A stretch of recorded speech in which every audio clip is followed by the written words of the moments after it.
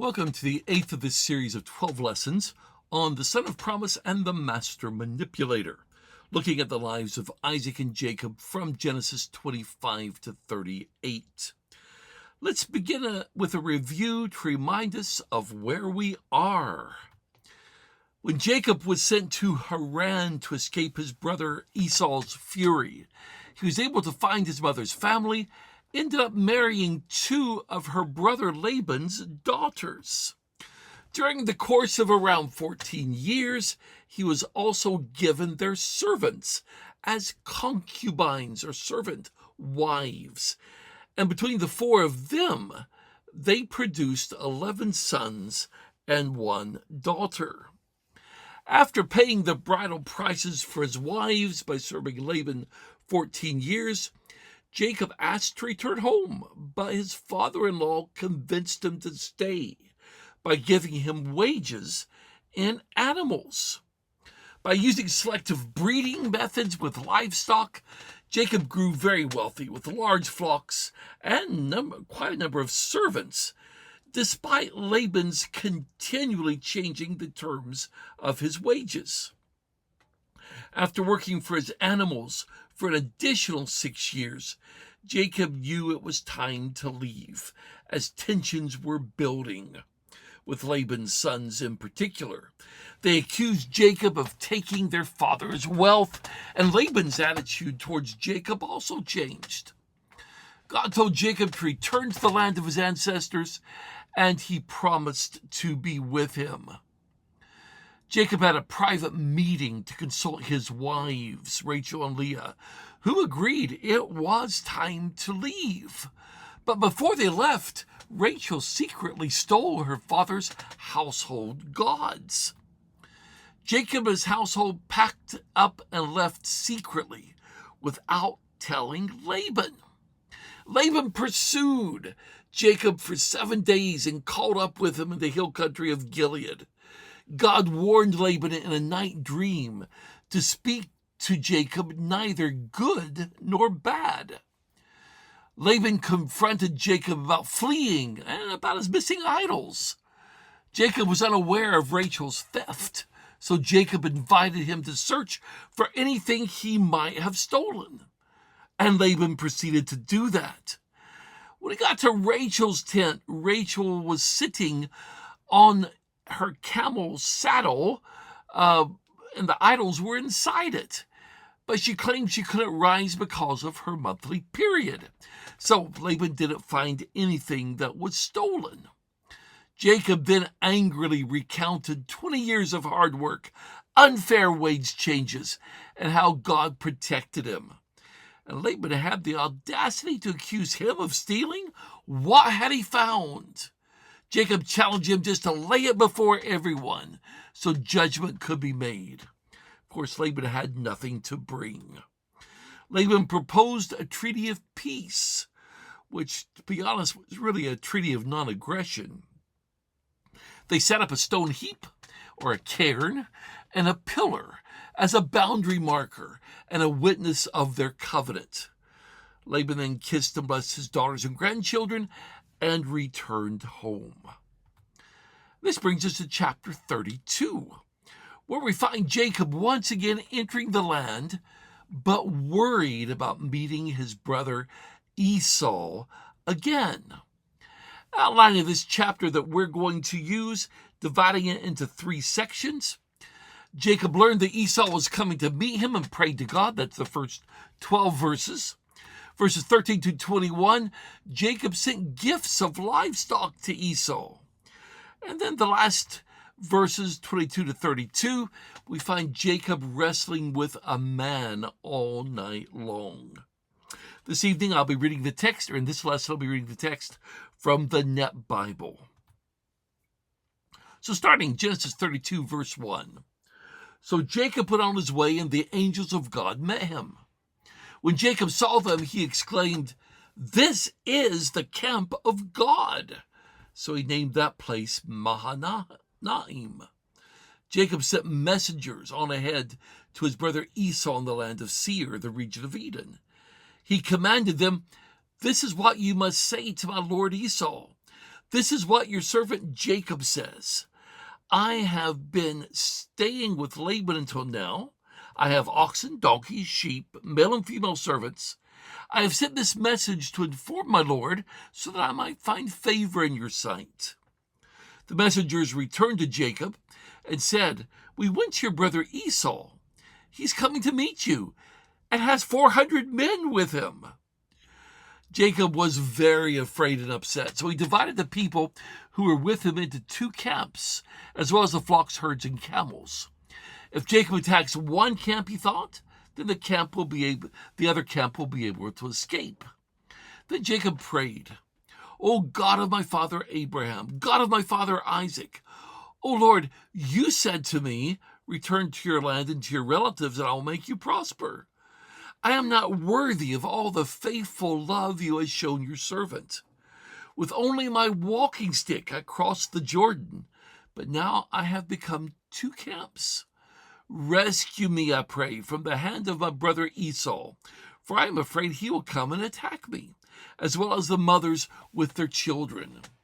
But you said, I will certainly make you prosper, and make your descendants like the sand of the seashore, too numerous to count. So Jacob broke camp after Laban left and continued to travel south towards that area that Abraham and Isaac had lived in. And God continued to be with him. He met angels and called that place Mahanaim, which means 2 armies. Presumably, he's thinking about his army, his people, basically an army, there's a lot of them, and God's as well, because he sees all these angels. The Net Bible Study Note says that the phrase angels of God occurs only here and in Genesis 28:12 in the Old Testament. Jacob saw a vision of angels just before he left the Promised Land. Now he encounters angels as he prepares to return to it. The text does not give the details of the encounter, but Jacob's response suggests it was amicable. Mahanaim is east of the Jordan and north of the Jabbok River. The appearance of the angels was undoubtedly to bolster Jacob's courage and to continue to assure him that God was with him. This, by the way, was Jacob's actually 3rd experience of God's messengers. He saw a bunch of them, as just mentioned, in Genesis 28 at Bethel. Then he saw the angel of God in a dream in Haran about the breeding animals. We saw that in the last chapter. And he's about to be Esau, and he saw another group of angels. He's about to meet Esau again. He's uncertain of the reception he's going to receive, and he fears the worst. Of course, remember the last time he had seen Esau was planning to murder him.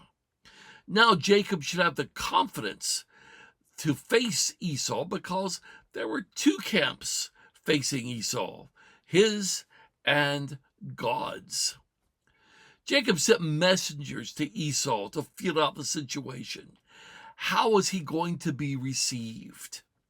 Esau was now living in the land of Seir, S-E-I-R, the country of Edom. So you can see where Edom is there on the map, probably towards the north part of that. But Edom is south and east of the Dead Sea. Jacob instructed his messengers, to inform Esau that he was now rich, he had animals, and he wished to find favor in his sight. He seems to be saying, I desire peace. Notice how he talks refers to Esau. I have sent to tell my Lord, or my master. Also, we notice that he mentions having male and female servants. Sometimes we might get the impression when Jacob left Haran that it's just Jacob, his wives, servant wives, and children traveling together. But there seems to be quite an entourage, an entire household with him of various servants. who probably helped with the animals as well as had other duties. While the messengers went, the messengers came back. With the message, Esau is on his way with 400 men. Jacob's reaction? He's afraid, greatly afraid. He's distressed. He undoubtedly thinks Esau's coming to attack him, and that it would not seem that he had all that many with him. It could be that Esau thought Jacob was coming to try to subjugate him, and was coming with his small army to meet Jacob's challenge. Keep in mind, he knows the birthright. He knows the blessing. He knows that Jacob is to be the one who receives the patriarchy, in essence, of the family. Bill Grasham wrote, actually, Esau did not know what Jacob had in mind in returning to Canaan with a great wealth of animals and a large number of male servants. He needed the latter to drive the flocks and herds, but they might also fight for their master if he commanded them to do so. Esau was coming prepared for any eventuality. Jacob divided all that he had into two companies, so that if one was attacked, the other would escape. But one thing we see in all this is Jacob had learned to put more trust in God. Because what does he do? Not only did he make plans, he also prayed.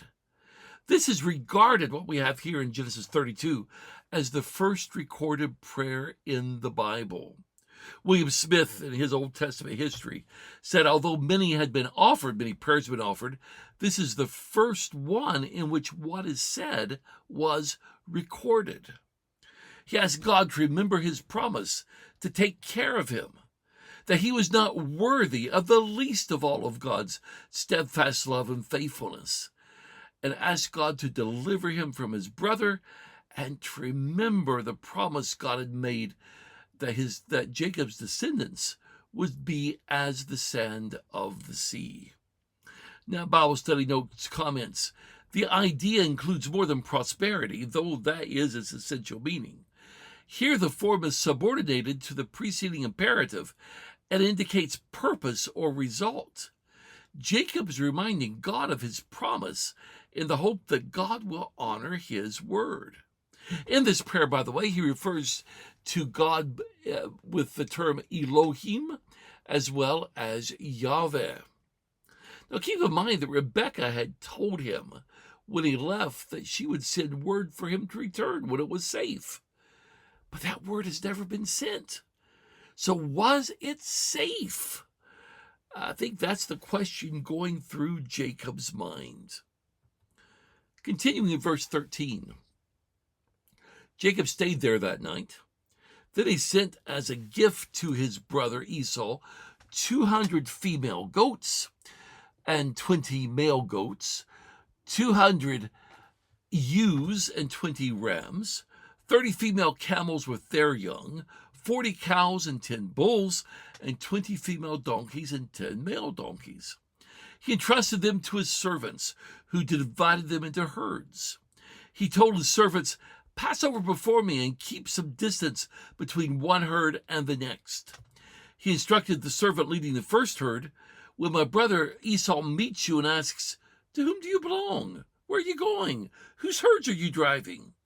Then you must say, they belong to your servant Jacob. They have been sent as a gift to my lord Esau. In fact, Jacob himself is behind us. He also gave these instructions to the second and third servants, as well as all those who were following the herd, saying, you must say the same thing to Esau when you meet him.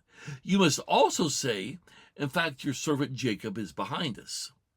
Jacob thought, I will first appease him by sending a gift ahead of me. After that, I will meet him.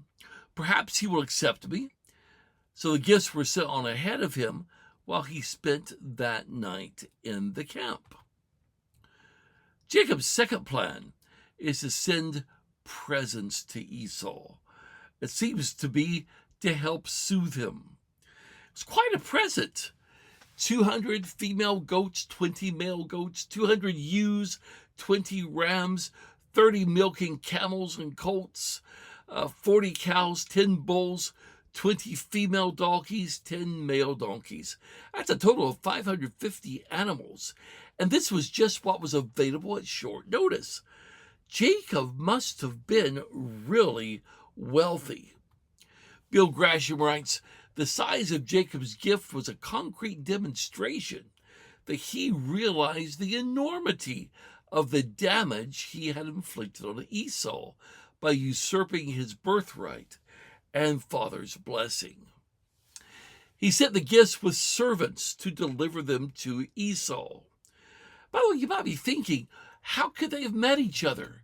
Well, there was a road system back then, and most likely they're both traveling on the recognized roads. So that wouldn't be a problem of them coming together. But he planned to make his presentation to Esau very impressive.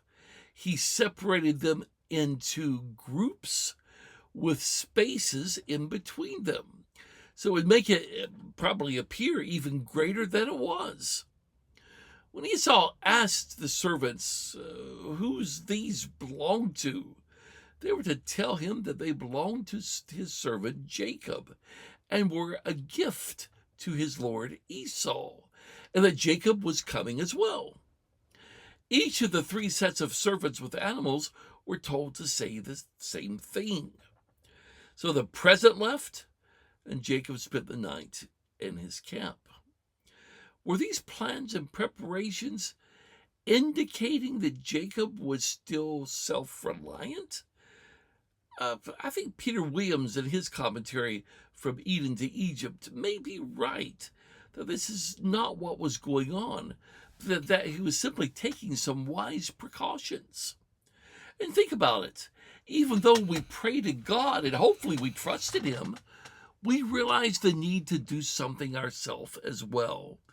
God never does for us what we can do for ourselves. I read that once, and I've always found it to be true. Peter Williams wrote in his commentary, it is right and proper that we should use our foresight and planning in directing our affairs, as long as we take God into our plans. And that is precisely what Jacob did, for part of his planning was prayer. The last section, beginning at verse 22. During the night, Jacob quickly took his 2 wives, his 2 female servants, and his 11 sons, and crossed the ford of the Jabbok. He took them and sent them across the stream along with all his possessions. So Jacob was left alone. Then a man wrestled with him until daybreak. When the man saw that he could not defeat Jacob, he struck the socket of his hip. So the socket of Jacob's hip was dislocated while he wrestled with him. Then the man said, "Let me go, for the dawn is breaking." "I will not let you go," Jacob replied, "unless you bless me." The man asked him, "What is your name?" He answered, "Jacob."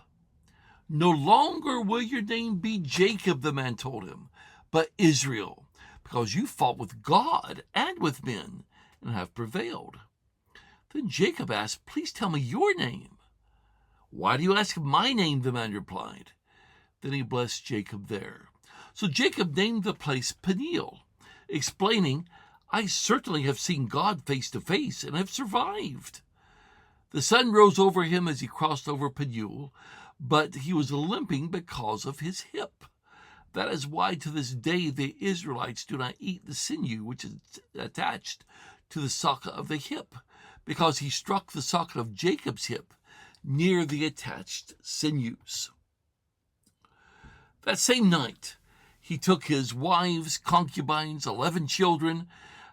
Seems to be referring to only his sons, because we know that he actually has 12 children at this point, having a daughter as well. So it's 11 sons.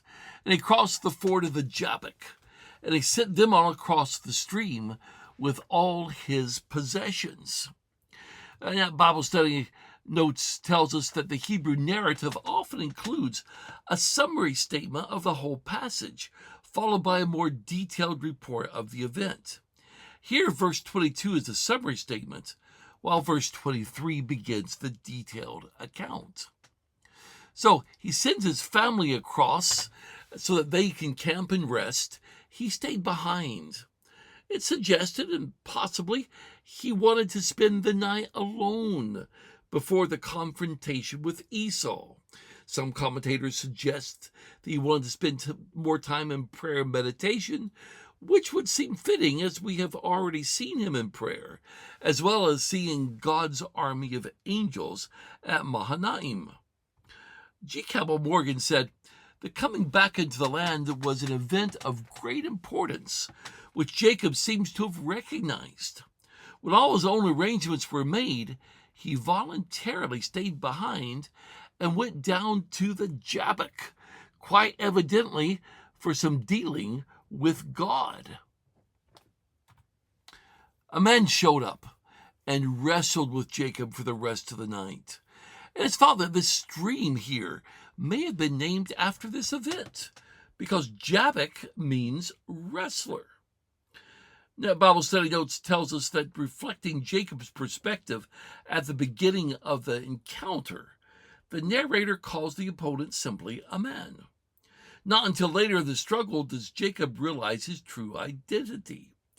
And he points out that the verb translated wrestled sounds in Hebrew like the names Jabbok and Jacob. So there's some similarity in sounds there, although you may not be able to necessarily see it in the transliteration there, but apparently it is. In this way, they continue, the narrator links the setting, the main action, the main participant together in the mind of the reader or hearer. Anyway, Jim McGuigan suggested that this man may have jumped on Esau, ambushed him in the dark. Jacob, if that's so, would have thought this must be an assassin, probably sent from Esau. And Jacob fought like a man possessed for his life, but probably for the land as well. This, in essence, was in a way the continuation of Jacob's prayer to God. Hosea wrote about this in his book of prophecy, Hosea chapter 12, verse 2. The Lord also has a covenant lawsuit against Judah. He will punish Jacob according to his ways and repay him according to his deeds. In the womb he attacked his brother. In his manly vigor, he struggled with God. He struggled with an angel and prevailed. He wept and begged for his favor. He found God at Bethel, and there he spoke with him. We'll get to that last one in the next few weeks, next few lessons.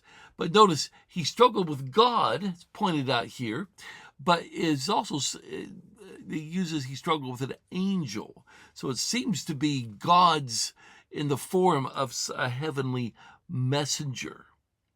Well, the man saw that he couldn't prevail against Jacob, and he touched the hollow of Jacob's thigh, and his thigh came out of joint. At least by this stage, Jacob should have known that his assailant was not just a mere man. Henry Morris suggested that Jacob's prayer and anguish to God as he cried out for strength and deliverance became an actual physical battle with this man as he wrestled with God in prayer. In other words, a prayer became a physical wrestling match. And that could be, maybe not as well. Even with his hip dislocated, he still hung on. Endurance, we see, has become part of Jacob's character. As day broke, the man said to let him go. Jacob refused to let him go until he gave him a blessing.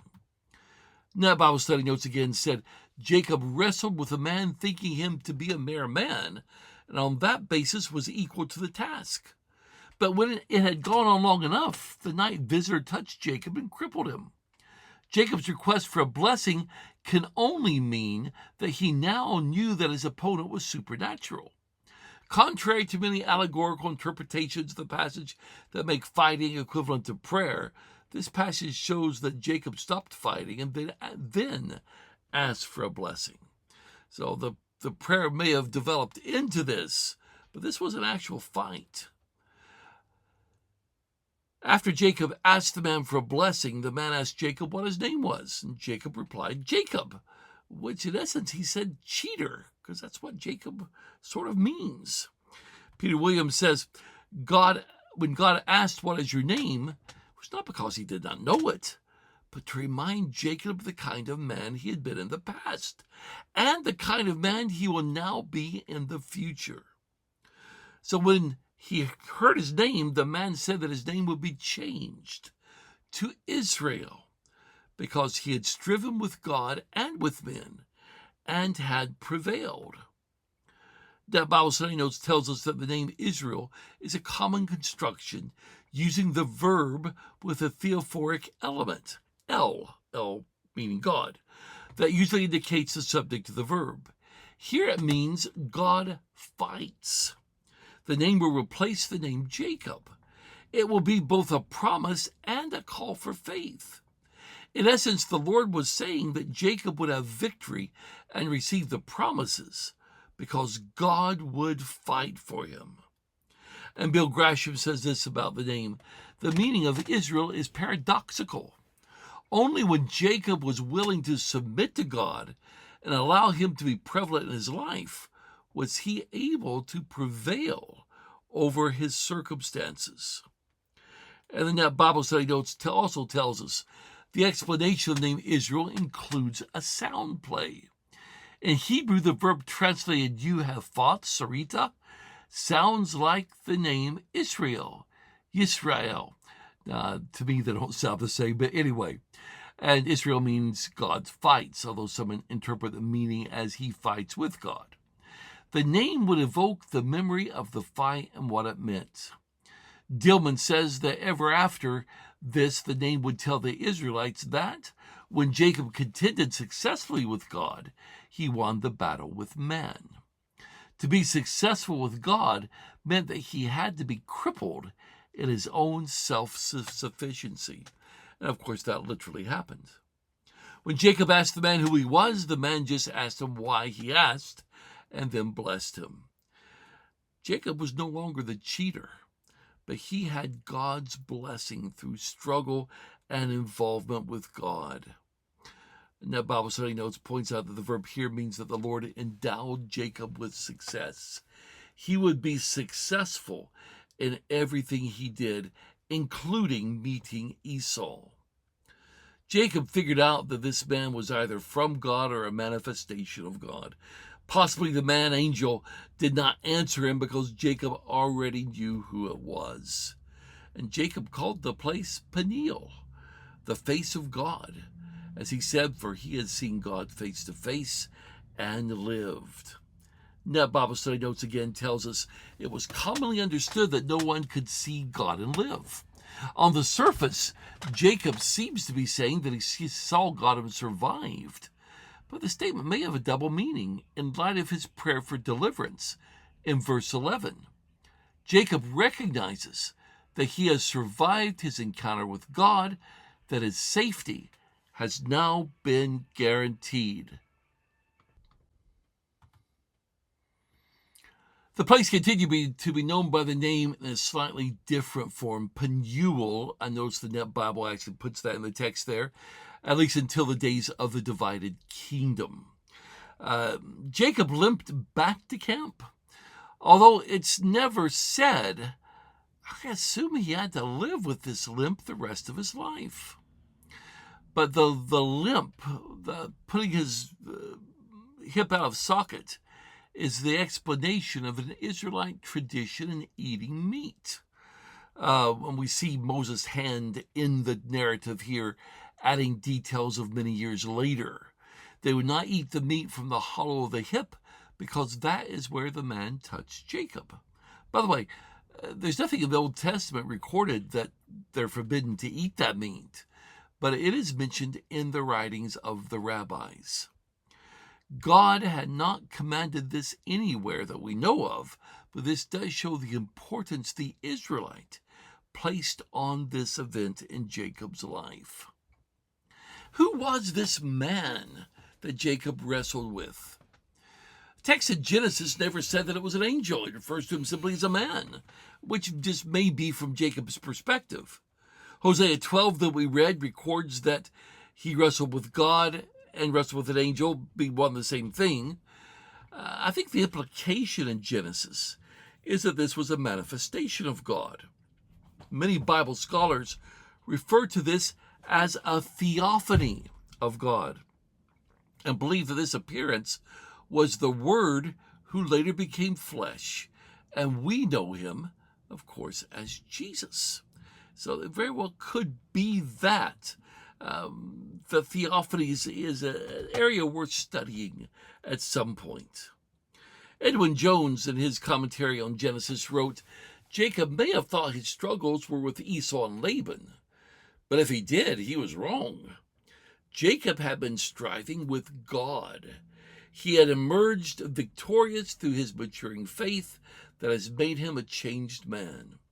Nevertheless, he will carry scars from his spiritual struggle, just as he would from his wrestling match.